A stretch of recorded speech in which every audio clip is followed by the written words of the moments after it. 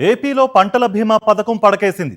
2025-26లో కేవలం 18,88,000 మంది రైతులకు మాత్రమే ఎన్రోల్మెంట్ చేయగా, వైఎస్ జగన్ ప్రభుత్వం 2022-23లో 1,23,87,000, 2023-24లో 1,32,55,000 మంది రైతులకు పంటల బీమా ఎన్రోల్మెంట్ చేశారు.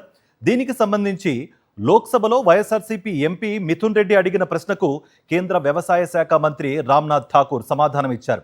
ప్రధానమంత్రి ఫసల్ బీమా యోజన పథకం అమలు బాధ్యత రాష్ట్ర ప్రభుత్వానిదే అని స్పష్టం చేశారు. పంట దిగుబడి డేటా రాష్ట్ర ప్రభుత్వం అందజేయాలన్నారు. ప్రధానమంత్రి ఫసల్ బీమా యోజన వాతావరణ ఆధారిత పంటల బీమా పథకంపై పూర్తిగా నిర్లక్ష్యాన్ని ప్రదర్శిస్తోంది చంద్రబాబు సర్కార్.